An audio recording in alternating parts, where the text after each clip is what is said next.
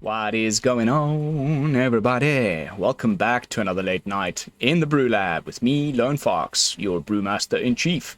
And tonight, in the BrewLab, I am coming at you with a Selesnya Enchantments deck. Yes, I know, I used to hate on this deck a lot, but it has received so many sweet new upgrades from March of the Machine and, Phyrexia All Will Be One, that it feels like an altogether different deck. There's definitely some core cards from Kamigawa Neon Dynasty that are still forming the backbone of the deck, but there's a couple of really good new inclusions that has helped me push this deck to another level and makes it feel like an entirely new way of playing the thing, which definitely is the type of thing that keeps me entertained and excited about playing Arena. And so, without further ado, let's jump into tonight's brew. Simply called the Radiant Dawn. It's showing as Bant because we have some Triomes in the deck. Spara's Headquarters and Jetmir's Gardens, which are going to help us with the little domain sub-theme we have with Leyline Binding, which has flash and will cost 1 less to cast for each basic land type among lands you control. We all know how these triomes help with domain, so that is the reason for it. But it's also nice to have a source of blue mana because of the main new card of the deck, Heliod, the Radiant Dawn. When it ETBs, return target enchantment that isn't a god from your graveyard to your hand. So great for so many reasons, because of course recurring our enchantments is a very strong theme in this archetype and has been ever since Kami of Transience and things like Restoration of Eiganjo and Katilda herself has disturbed. Like this deck has been returning things from the graveyard for quite some time, and Heliod just adds another layer to that because you can bring back an Ossification that the opponent removed, you can bring back a Seal from Existence, or anything that you previously discarded to Chapter 2 of the Restoration of Eiganjo. Just amazing. But then it is also an enchantment itself, so it'll help trigger all of our enchantment synergies, of which there are quite a few. Of course, the first one is Kami of Transience, which gets a +1/+1 counter whenever we cast an enchantment spell. Its cost will be reduced by having Jukai Naturalist on the battlefield, so often I'm casting this thing for just 2 white pips, which is also fantastic. But it doesn't end there. We also get additional +1+, additional power and toughness on either the front or the back side of Katilda. So just so many good reasons why it's nice to have it be an enchantment creature itself. And then you can transform it. It's one of these dual face cards where you can pay 3 colorless and 1 blue Phyrexian mana to transform Heliod into Heliod, the Warped Eclipse, which is a 4/6, fantastic blocker, fairly decent attacker, and it says that you may cast spells as though they had flash. Spells. Any spells, that means enchantments, creatures, whatever. We can cast even battles. We can cast with flash. And that will also cost 1 less for each card the opponent has drawn this turn. So at the very minimum, they draw their card for the beginning of the turn, and we can flash some, like, you got 2 mana left open, we can flash a Seal from Existence into play during the opponent's turn. So like it really adds this cool new dimension to the list because originally there was only Leyline Binding which has flash, but now if we've got the Warped Eclipse in play, we can flash in all of our stuff, and that is freaking nice. But alongside Heliod, there's a sweet new battle called the Invasion of Theros. Makes sense, they're both from that plane. When it ETBs, you can search your library for an aura, god, or demigod card, reveal it, put it into your hand, and shuffle. So all we have of auras and gods are the Ossification and Heliod. So this is just essentially like a 3 mana tutor your Ossification 90% of the time, so that you can remove something on the cheap that'll often just cost you 1 white mana because of the Jukai Naturalist. So fantastic way of just finding that removal piece when you need it. And then once you can attack down these 4 defense counters, it comes back as Ephara, the Ever Sheltering, which is also an enchantment. And don't forget, the way these battles are worded, it says removes its defense counters. When the last counter is removed, exile it, then cast it transformed. So you get all of the cast triggers. Like, you know, if you have some of the lines with Kami of Transience and both of our battles, I'll get to Gobakhan in a second, are fantastic because you often attack into them with your Kami, and then they flip, and then you get another cast trigger and it grows your Kami again. So, and of course, it's also an enchantment for all the things I previously mentioned that we love to have more enchantments on the battlefield for. So, you know, between Invasion of Theros and Heliod, just wow, like such a cool new way of playing this list. And I thoroughly enjoying it so far, and I hope you guys take it for a spin. And of course, as always, let me know in the comments, like, how would you have built things differently? I do have a little sideboard guide which I'll keep for the end of the video if you were considering playing this in best of 3, or also, you know, if you just wanted to play the deck in a slightly different way. I am running a lot of 4-ofs, all of our removal spells, Ossification, Steal from Existence, which I will get to in a second because that's new, and Leyline Binding. There's 4 of each of those. You could definitely like maybe trim one of each and put in some of these cards, which are also really good. But again, more on that towards the end of the video. Other cool new cards to talk about is Invasion of Gobakhan and Light Shield Array. Wow. I am definitely thinking of making this into a 4-of. Again, by maybe trimming one of our removal spells, because it's just so good in the list. When it enters the battlefield, you get to look at the opponent's hand, and you basically pull a elite spellbinder thing on the opponent. So you exile a card from their hand. Not only do you get information, but you get to exile the sweeper, the whatever thing that is going to stop us from, you know, completing our game plan. And then when you attack into it, it's only got 3 defense counters, which means like a Kami that just has 1 you know, extra counter on it. Plus the fact that Kami has trample really helps with like getting through to both of these battles. Really nice. Then it flips into the Light Shield Array, which is also an enchantment. So again, you get all of those cast triggers from the enchantments, all of the enchantment stuff that I've been repeating over and over. But it's just amazing, regardless of all of those things. Like, you can sack it to give your creatures hexproof and indestructible, which is just amazing. And then at the beginning of your end step, you put a +1/+1 counter on each creature that attacked this turn. So again, like the previous example I just talked about with Invasion of Theros, if you're swinging into the Invasion of Gobakhan with your Kami of Transience, not only will you get the additional +1/+1 counter from it being cast when it enters the battlefield, but also at the end of turn you get a +1/+1 counter on the Kami, so it grows by an additional 2 more counters just off of that 1 attack step, and now you have a way to protect your Kami with the Light Shield Array.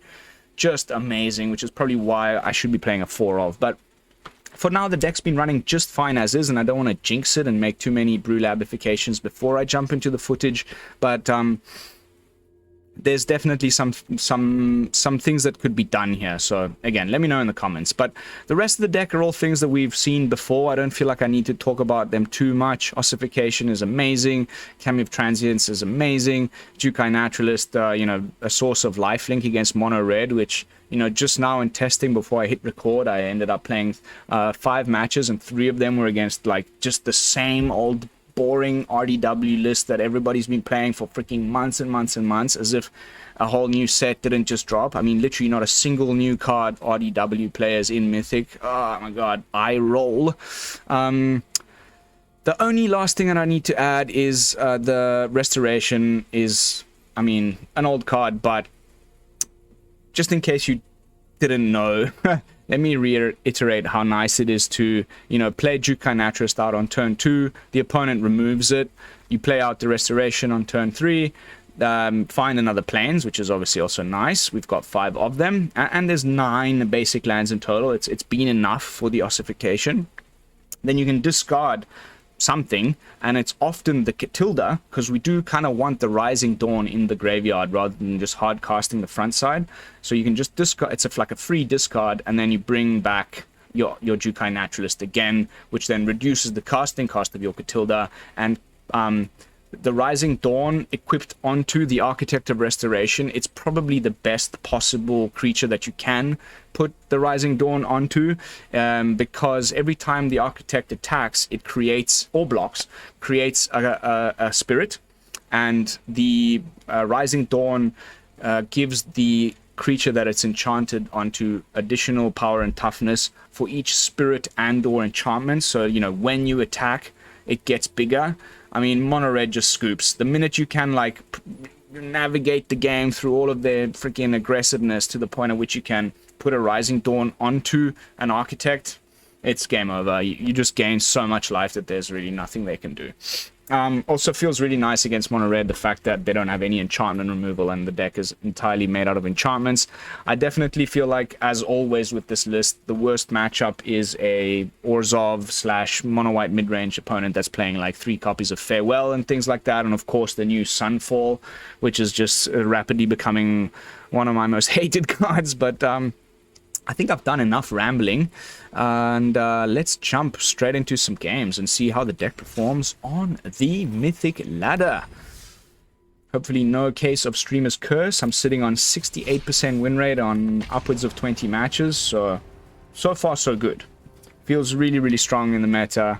Like I said, very few bad matchups.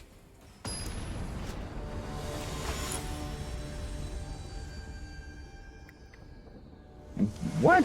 Baelixinge. Okay. I mean, I'll keep it because we got the 2-drop, but we need some white mana ASAP.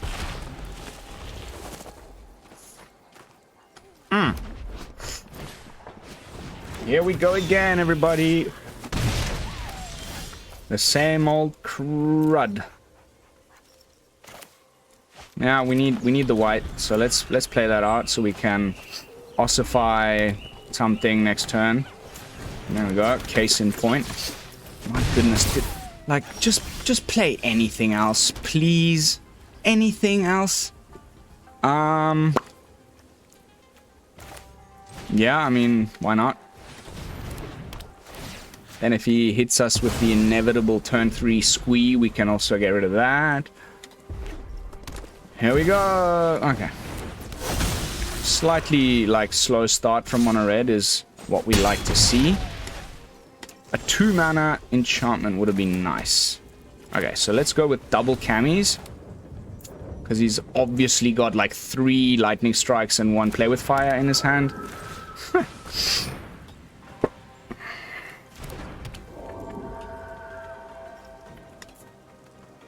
Ready, steady, go!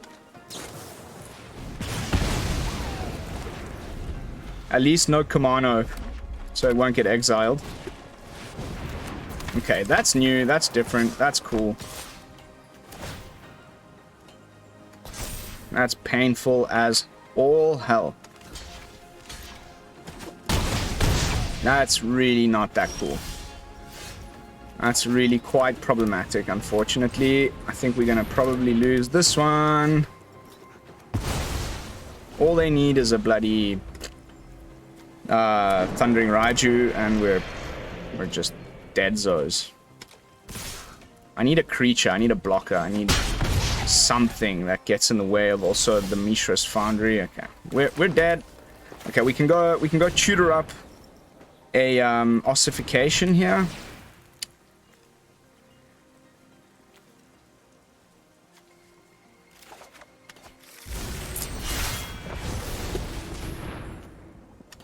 But we're still taking at least 3 next turn, but it's probably game over. We didn't find the right things that we needed to deal with this mono red player, unfortunately. Super boring. Not a single new card. All old stuff. Here comes the freaking whatevs. Okay. Oh. Boring! Play new cards, mate! On to the next one. My win rate's still very good against mono red. It's now sitting with this loss at 5-3. So still like positive win rate against mono red. We just didn't get a very, very good draw there. On to the next one. I swear, if we go another 3 matches against mono red out of a total of the probably 5 that I usually can squeeze into my 45-minute videos, then I will be so annoyed. Once I start slipping into the lower 90s, things get a little bit more creative and different, I feel, at least. Okay, we can go Naturalist. Turn 2. Okay, this is looking like mono black, which is also pretty bad, but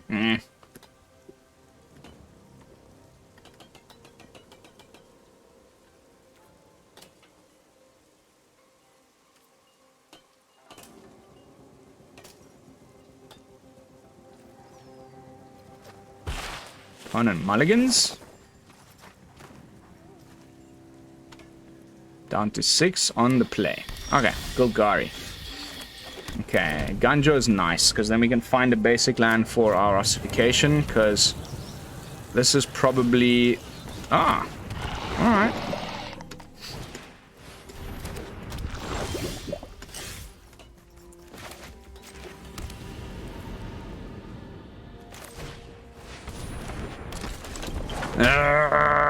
The start.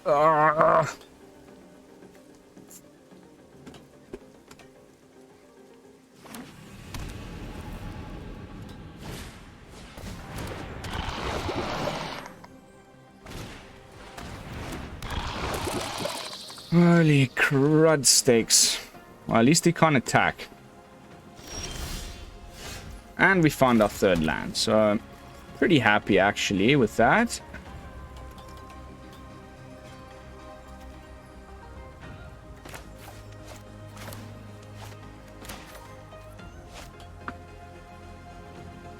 Now let's put another body on the board. He's going to start scrolving us. But now we've got white and blue. And the opponent's also got only one card left in hand. So there may still be a way around this. Also, the Rot Priest doesn't get, you know, triggers off of this type of removal that we have. Okay, taps out for the Vorak. He's going to find a land. That's a very strange addition to the list. Not something I would expect. I guess because of the Proliferate.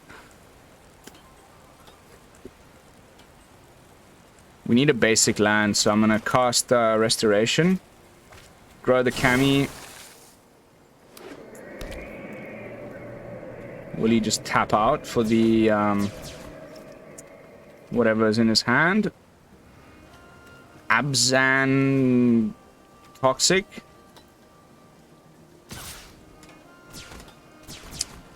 Yeah, I'm not going to block that, am I?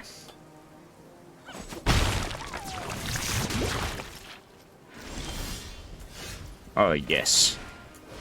That's a double Ossification. We just get rid of both the, I don't know, maybe we even just get rid of, Skrelv and the Bilious Skull Dweller.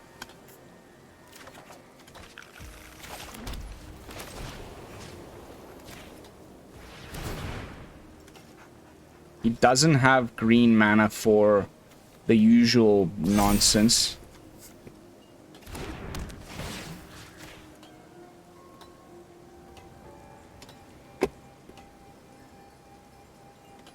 Has to be Skrelv first. Doesn't use it. It's just amazing.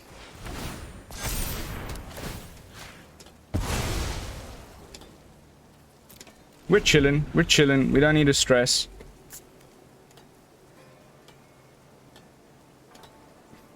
I think maybe we just discard. I mean, let's see what we get off the top. I mean, if we top deck Katilda. Happy days. Obviously, black mana means there's obviously go for the throw it in the list. Like, 100% guarantee.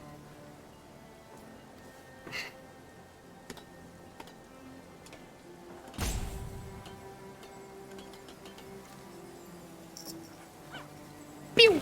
Pew pew! This can only give... There's the Rot Priest. Hey!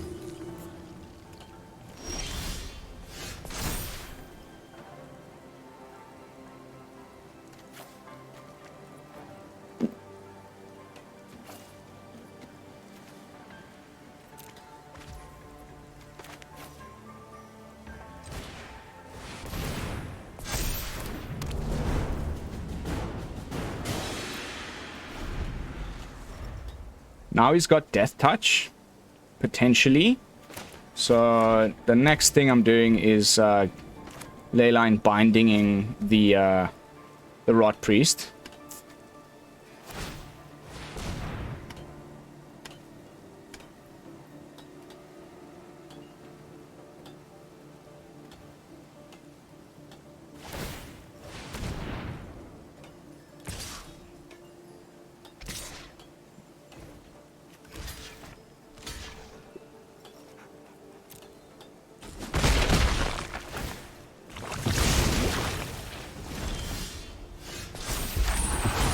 Okay.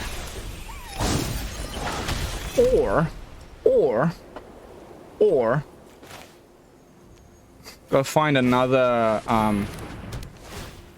one of our ossifications.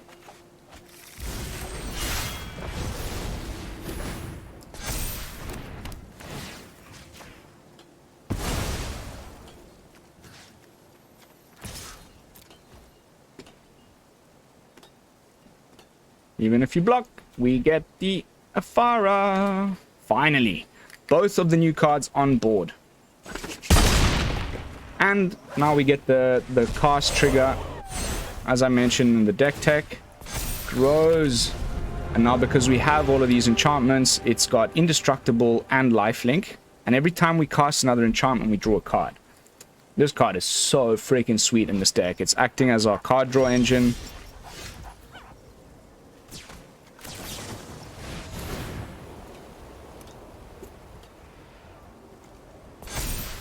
ETB, draw card. Skadoosh, skadoosh. Let's get rid of the Rot Priest. Swing with everybody. Draw a card. Hey-oh. Let's reduce that casting cost. I'm swinging. I'm swinging. Everybody's swinging. We get an additional blocker from the Architect. We gain some life. We got the Trample. I think the only thing he's thinking about is Mirex here. Off you go, my friend. Okay, game 1 against Mono Red. Bit of a crappy draw. Game 2 against Toxic. Easily dispatched. These ETB trigger enchantment removal spells don't do, you know, his Rot Priest doesn't get to trigger off of those. It's only like targeted spells. So really nice. The only issue there was the Skrells that could have given hexproof from the color, but we were able to double ossify the crap out of him there at one point, and that felt really, really nice.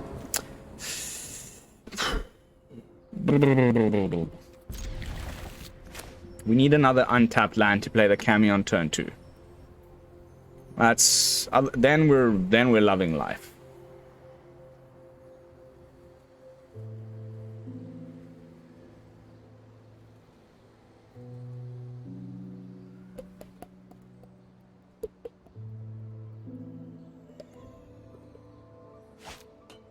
Hello, good game. By the way, of course, rocking our gorgeous old Theros Heliod sleeves for the new card. There it is, off the top. Blood Tithe Harvester. No? Wow. Go for the throat. Oh, Braid. Braid's fine. We go with the Restoration. Discard the Katilda. Huh.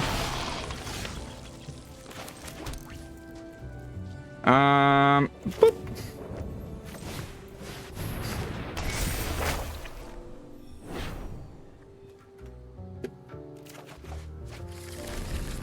Now, discard Katilda, bring back the Kami, cast the Jukai.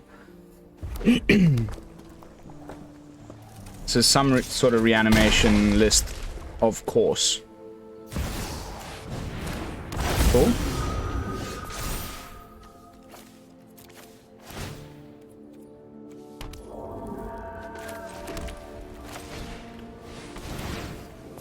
So then let's just go right ahead and Leyline Binding his Atsushi here.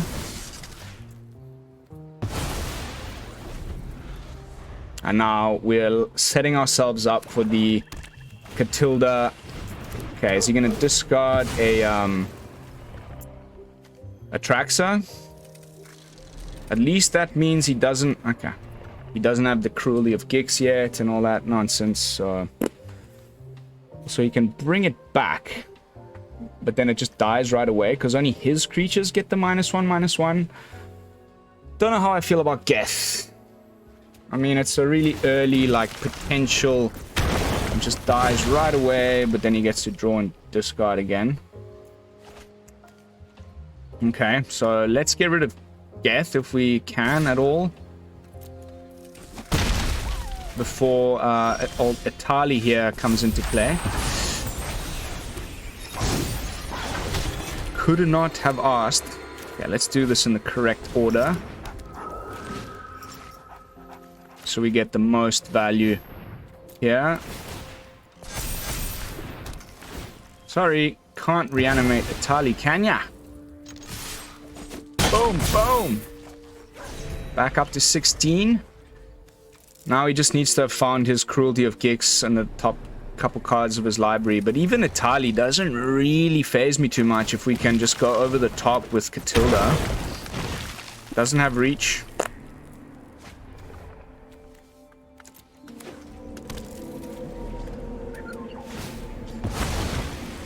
I think that's just immediate win, no? Go onto the Architect, as is always the best thing to do. He might just respond with a go for the throat on the Architect. But if he doesn't, that's game. Ah, he had it. Okay. Yeah, we still get in for enough to win, so I'm okay with this.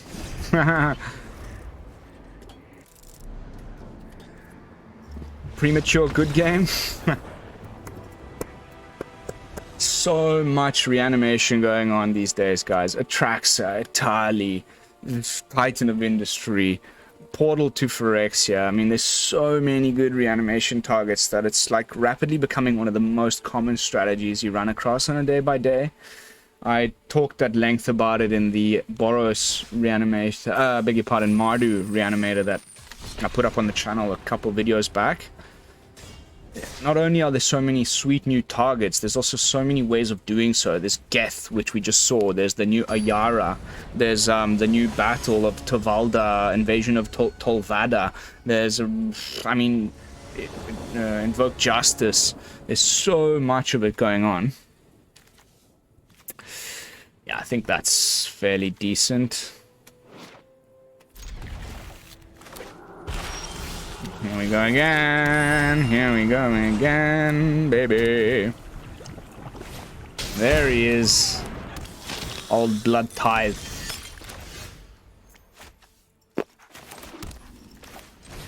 And we found the Restoration. That's really cool, because now if he kills it, we can play the Restoration out next turn. That's one less removal spell. Find another basic land for our ossification, because there's often freaking and this we can cycle. It's done what it needs to do. The one that we have in play. I think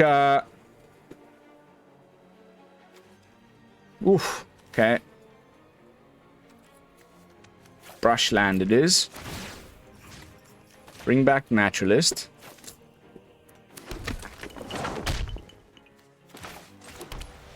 Hit the opponent with a Gobakhan while he still has no blue mana available.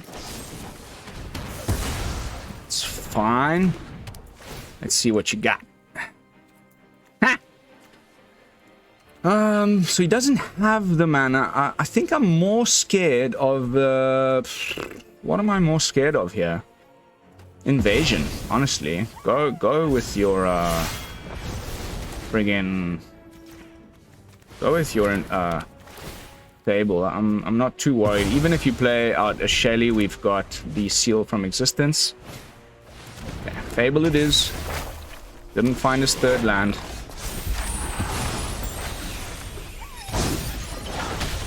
Okay, so now we can use it for mana.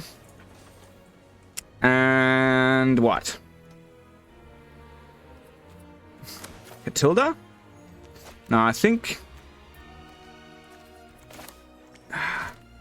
Invasion allows us to fetch up another Ossification. Which we can then use on whatever we want to, really. Opponent's bricking a little bit, which is great. These Grixis lists. You have our good friend Mr. CGB to thank. Here comes Sheoldred. Fairly certain. Let's see if he swings. No swing. Okay.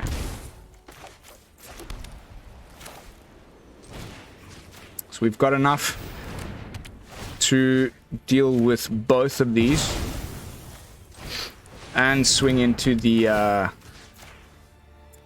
Gobakhan, which then just kind of sets us up for everything to be fan-freaking-tastic. Gobakhan's in play. I feel so good. And even if he hits us with Invoke Despair, it's probably going to go with this, which is great. I mean, what if we discard a Katilda? Like, just, you know... I mean, we're going to anyway. There we go. Free discard.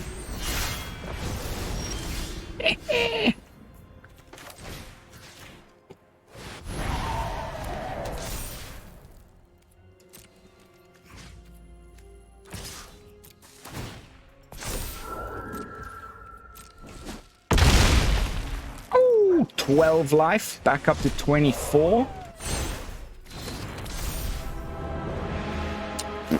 Sure. Now Light Shield Array is going to be our friend. No matter what you got, mate, I got you, dude. You're so dead. It's not even funny how dead you are. All of the strongest cards in Standard. Sheoldred and stuff.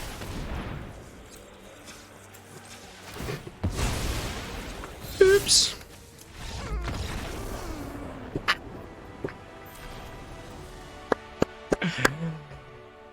Very nice. Very, very nice. We're doing very well for time too. We're about 32 minutes in, so I think we've probably got time for 1 or 2 more matches. Let's try and end on a win, and then I can really call it a night. We will jump back in at the end with some stats from my Untapped, as well as you know, some final thoughts and the little sideboard guide I mentioned in the introduction.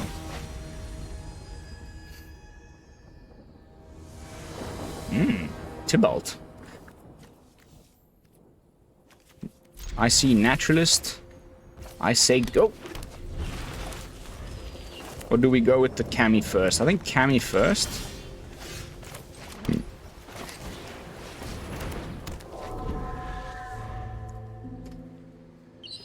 I haven't played much Gruul, honestly.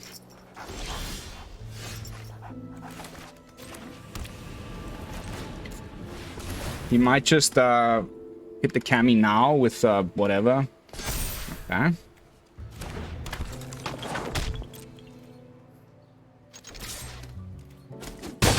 Okay, he's got something. He's got something.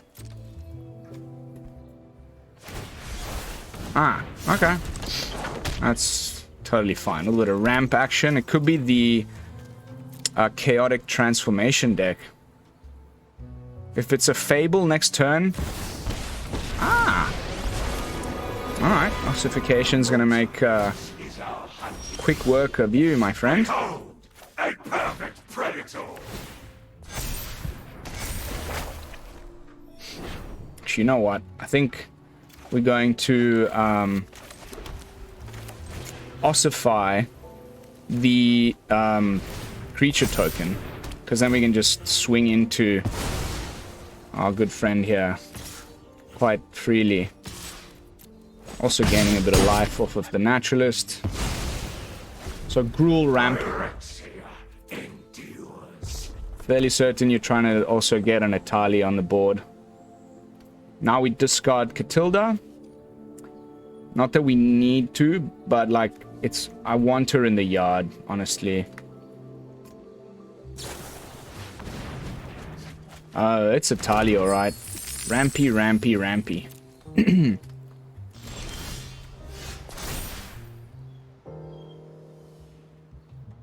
Okay, I think we just win now. Instant win. Discard Katilda, play the Overgrown Farmlands, cast the Katilda on the Kami, it gains a bajillion life, and win the game. I don't think he's got anything for 3 mana at instant speed that can deal with a Kami. With 6 toughness, so I think that just pretty much does it.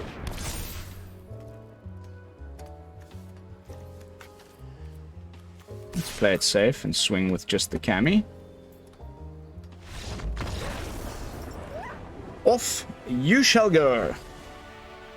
Alright, ladies and gents. I think that does a fairly good showing. I don't feel like I need to really go much deeper into this brew for you guys. I've showcased everything that it can do.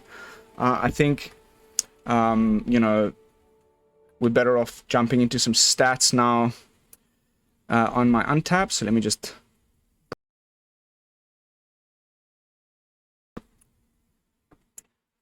So, Radiant Dawn.